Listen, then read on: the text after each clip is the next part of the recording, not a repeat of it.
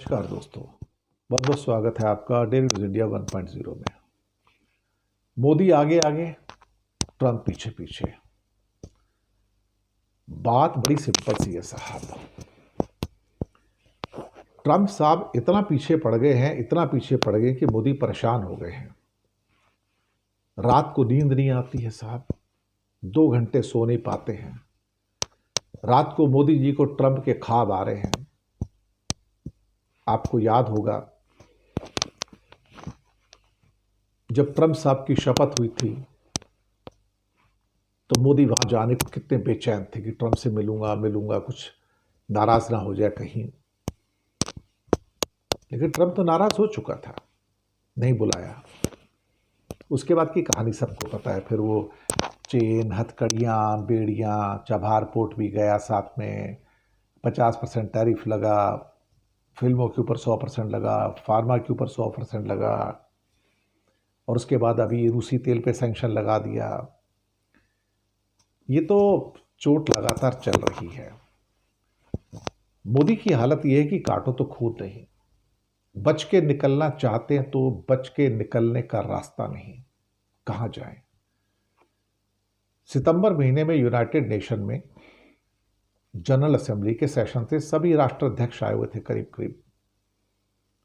मोदी नहीं गए क्योंकि ट्रंप का सामना होगा तो ट्रंप 200 मुल्कों के सामने मेरी बेइज्जती करेंगे, पता लग गया था। तो टाल दिया साहब, नहीं जाऊंगा। गजा के मुद्दे पर एक पीस मीट थी इजिप्ट के अंदर।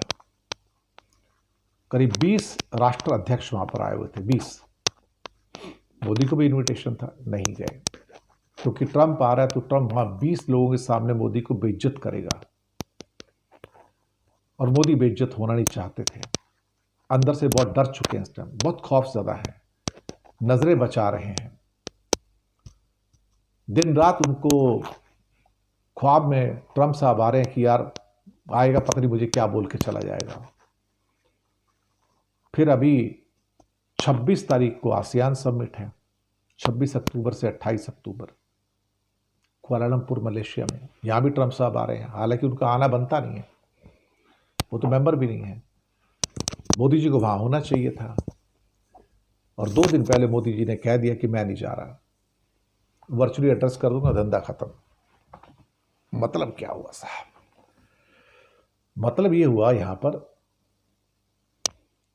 कि मोदी बचना चाह रहे हैं ट्रंप से, लेकिन बच पाएंगे क्या? क्या यह संभव है उनके लिए बच पाना? क्या वो बच के निकल जाएंगे? ट्रंप का जो फंदा है ना, कसता चला जा रहा है साहब, और मोदी भाग रहे हैं उससे, एस्केप कर रहे हैं कि मैं बच के निकल जाऊं, कहीं ऐसा ना मेरे सामने आ जाए और मुझे इंसल्ट कर दे बहुत बड़ी।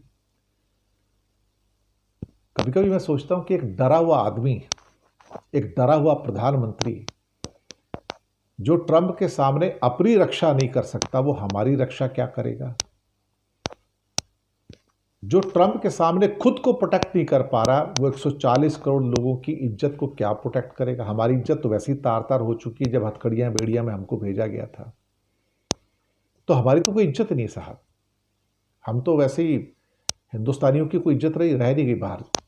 वो तो बाहर जाओगे तो पता लगता है, इमिग्रेशन की लाइन में जब खड़े होते हो ना बाहर के मुल्कों में, तो पता लगता है कैसे गोरे लोग तो फट से 5 मिनट में निकल जाते हैं, और हम लोग 1.5 घंटे उस लाइन में खड़े रहते हैं। ये हमें पता है ना साहब, ये हमारी बदकिस्मती है। और अब तो हमें क्या है ना कि हिंदुओं को भी एक आतंकवादियों के रूप में, उग्रवादियों के रूप में देखा जाता है।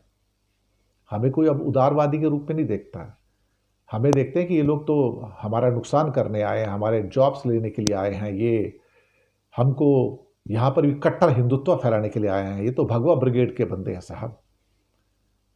तो ये चक्कर है। तो ट्रंप छोड़ने वाला तो है नहीं, और मोदी भाग रहे हैं। पर क्या है ना कि कब तक भागेंगे? कभी तो आमने सामने आएंगे, जब सामने आएंगे तो जवाब देना भारी पड़ेगा। लेकिन पहली बार मैंने देखा है भारत की इंडिपेंडेंट हिस्ट्री में कि भारत का एक प्रधानमंत्री अमेरिका के एक राष्ट्रपति से बचने की कोशिश कर रहा है और लगातार भाग रहा है। क्या कहा जाए साहब। भारत में जो आदमी सीना चौड़ा करके 56 इंच का दारा सिंह बन के घूम रहा हो, ट्रंप के सामने उसकी हालत 16 इंच से भी कम हो जाए तो कोई क्या करे।